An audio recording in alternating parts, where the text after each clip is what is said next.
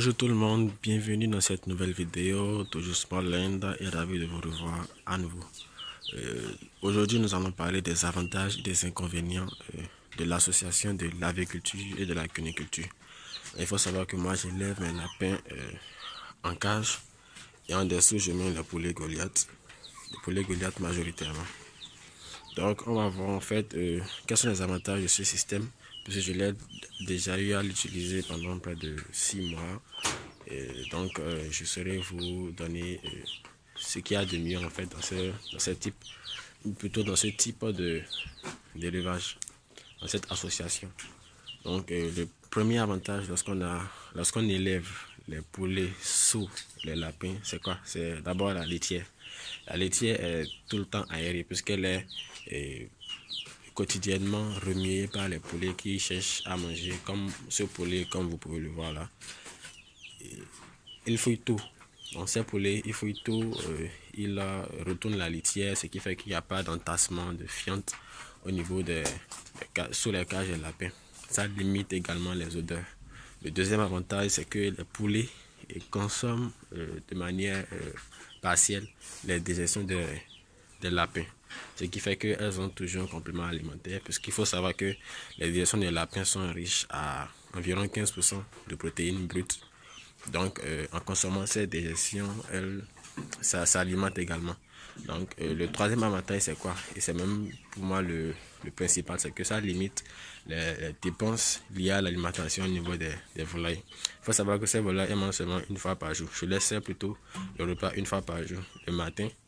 Et le reste de la journée, elles passent le temps à fouiller, à chercher leurs aliments sous les cages des lapins. L'autre avantage, c'est que il y a une gestion efficace, ou plutôt efficiente de l'espace. C'est-à-dire quoi? Lorsqu'on élève les poulets sous les lapins, non seulement dans le même bâtiment, on peut élever des lapins, et dans le même bâtiment, on peut encore élever des poulets. Ce qui fait que on gagne en espace. Maintenant, lorsqu'on doit parler maintenant des inconvénients, le principal inconvénient, c'est ça.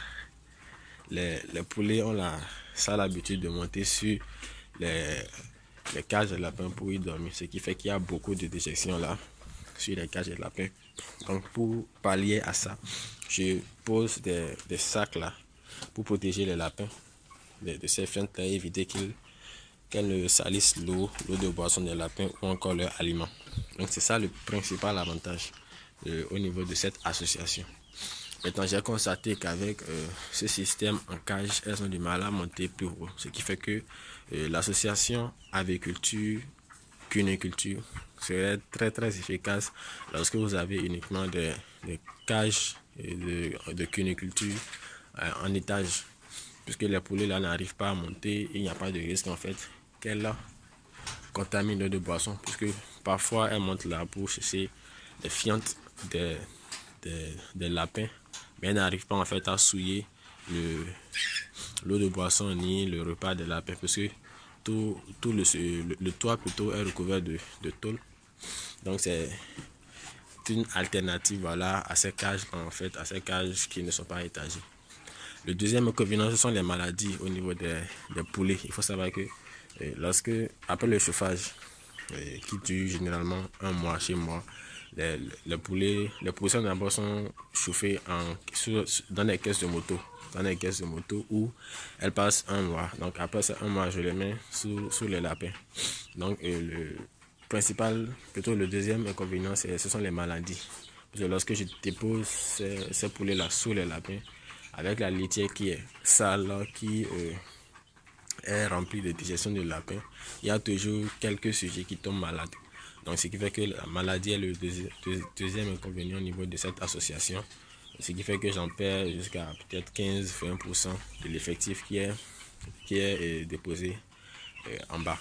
Donc pour remédier à cet inconvénient, plutôt il faut mettre vos sujets sous antibiotiques, sous vitamines et les déparasiter régulièrement. Donc quand je parle d'antibiotiques, je pense surtout à un anticoxydien et à un anti-infectieux.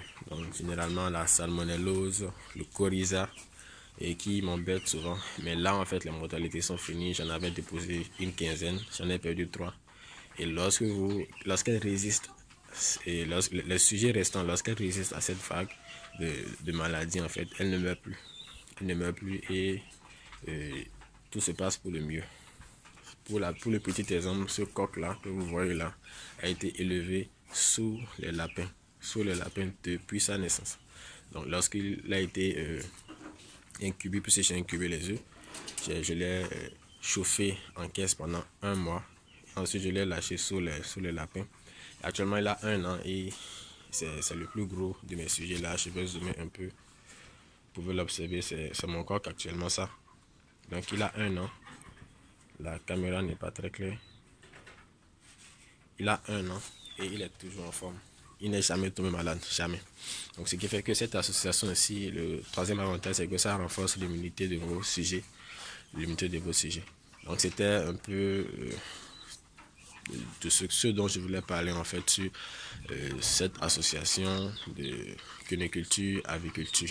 Donc je pense que cette association pourrait bien marcher avec les poulets locaux qui sont normalement plus résistants que cette race-là, c'est-à-dire les poulets Goliath.